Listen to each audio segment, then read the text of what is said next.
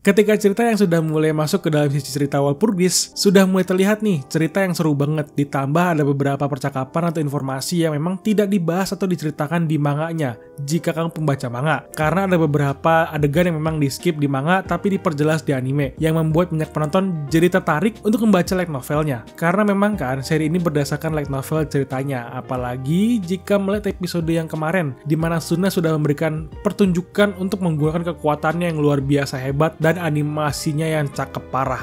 Selamat datang di review anime, lalu yang dibahas kali ini adalah Tensura Season 2 part kedua, episode ke-10 atau episode ke-46. Lalu di episode ini bisa jadi awal sebuah kepuasan dari kehancuran si Clayman yang sudah memang menjadi benalu dan bersangka dirinya yang sudah menang, padahal baru disinilah awal dari kehancuran rencana pintar dirinya yang sudah mulai kelihatan. Asli nunggu banget dah. Apalagi pas di ending kan, si Veldora tiba-tiba muncul. Nah, penasaran nanti tiba-tiba reaksi para Raja Iblis lain gimana?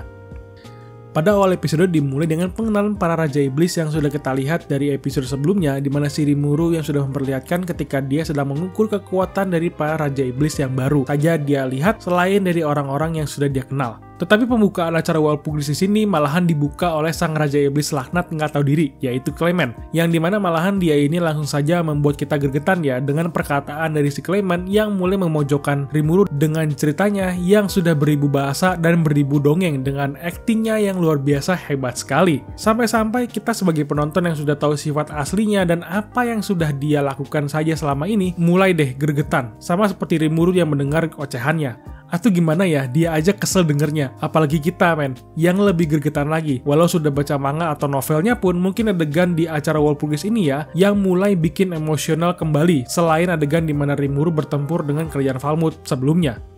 Dengan cerita Clayman yang banyak berbicara di sini, bisa terlihat cerita di mana kenyataan yang terjadi diputar balik dengan mengambing hitamkan banyak orang seperti Raja Iblis Carrion, Milim, dan Rimuru di depan Raja Iblis lain. Apalagi dengan membawa nama Milim yang terlihat diam dan tidak ceria seperti biasanya. Karena si Milim ini kan dianggapnya sedang berhasil dikendalikan dan terlihat diam saja. Oleh karena itu, si Clayman ini banyak menggunakan nama Milim sebagai tameng pribadi miliknya untuk meyakinkan Raja Iblis lain untuk percaya dengan cerita omong kosong yang ia ucapkan.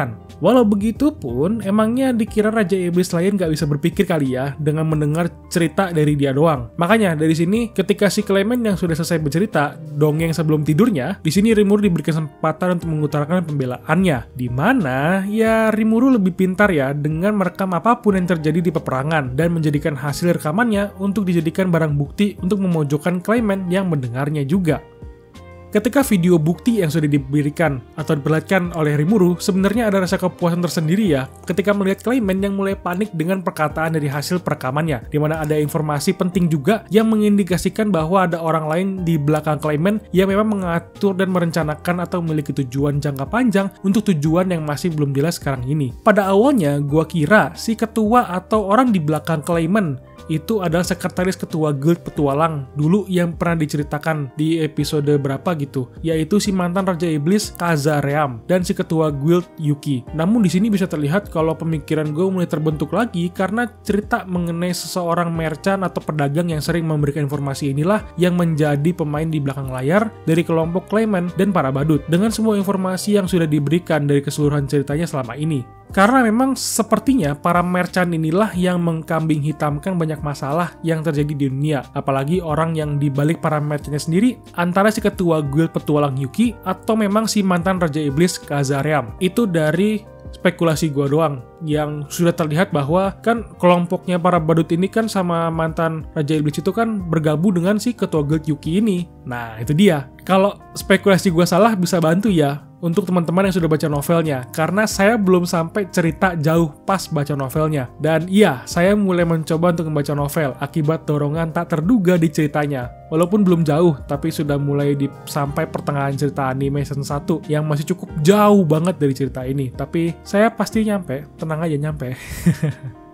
Lalu melanjutkan perdebatan antara Rimuru dengan Clement. Ketika perdebatan mulai memanas, tiba-tiba dipotong oleh Raja Iblis Dagrul yang mencurigai beberapa cerita dari Clement yang cukup tidak masuk akal. Dan disinilah ya adegan yang mulai memanas, di mana si Rimuru yang mulai secara jelas atau terang-terangan untuk menantang Clement dalam bertarung di depan para Raja Iblis lain. Karena Rimuru di sini kan berencana untuk menyelamatkan Milim yang dikiranya sedang dikendalikan oleh Clement dengan skill marionetnya atau dengan artefak yang dikalungkan di lehernya Milim. Tapi sebelum pertarungan dimulai, Rimuru yang berkata pada Clement bahwa dirinya tidak usah turun tangan karena cukup anak buahnya saja yang bertarung. Dan disitulah tiba-tiba Sion yang berteleport di belakang Clement dan menghajarnya sampai babak belur. Terlihat parah tapi puas sedikit sih pas ngeliat Sion yang langsung maju gitu aja. Apalagi pas denger suara kesakitannya si Clement. Karena ya gue nonton pakai headset, jadi puas banget sih.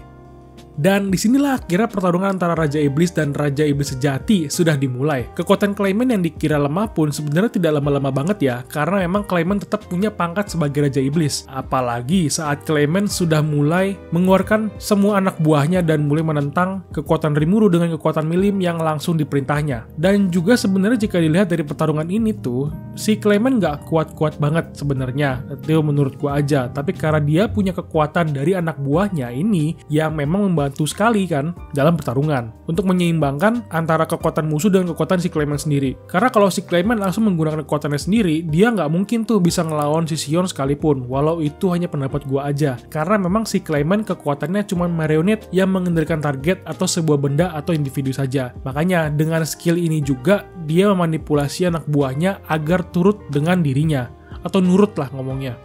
Nah, lalu ketika di tengah-tengah pertarungan, akhirnya ada sesuatu yang terjadi saat Bretta yang sedang menjadi anak buah Ramirez ingin ikut bertarung membantu Rimuru dan mulai berbicara dengan Guy Crimson, di mana dia tidak memperbolehkan Bretta untuk bertarung karena dia tidak mempercayai makhluk seperti Bretta yang memiliki dua tuan, yang menandakan kepercayaannya masih belum jelas. Namun setelah Bretta berbicara, baru deh si Guy Crimson menjadi sesuatu yang aneh, di mana Bretta tidak takut dengan dirinya dan merasa santai saja. Dan saat itulah, teman-teman, kita kelihatannya bisa menyadari bahwa Guy Crimson juga menyadari dari informasi yang diberikan oleh Bretta bahwa ada makhluk yang lebih kuat dari dirinya yang sudah berada di samping Rimuru, yaitu adalah sang leluhur hitam Noir, di mana dia adalah sang ras iblis tertinggi yang gue cukup kaget juga bahwa Guy Crimson juga seorang leluhur merah ternyata. Jadi harusnya dia masih ada kaitannya dengan si Noir, atau yang kita kenal sekarang ini dengan nama Diablo. Yes!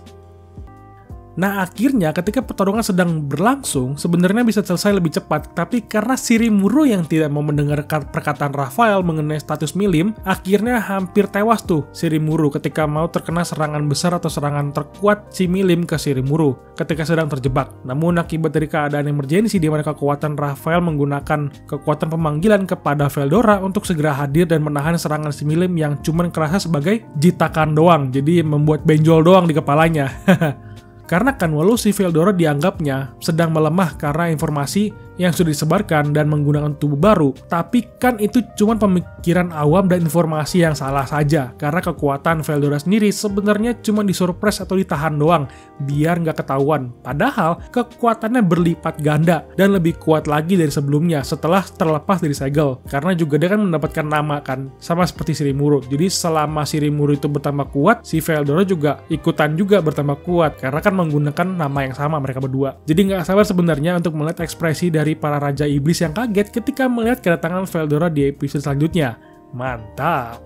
Oke, itu aja pendapat gue mengenai Tensura Season 2 part kedua episode ke-10 atau Tensura episode ke-46 yang sudah gue tonton. Lalu bagaimana pendapat kalian mengenai animenya? Tulis kolom komentar ya. Dan jika kamu suka dengan pembahasannya, silahkan di like videonya dan di subscribe channelnya. Terima kasih loh. Lalu coba follow sosial media Instagram kita untuk channel ini. Sampai ketemu di video lainnya. Thank you and bye-bye.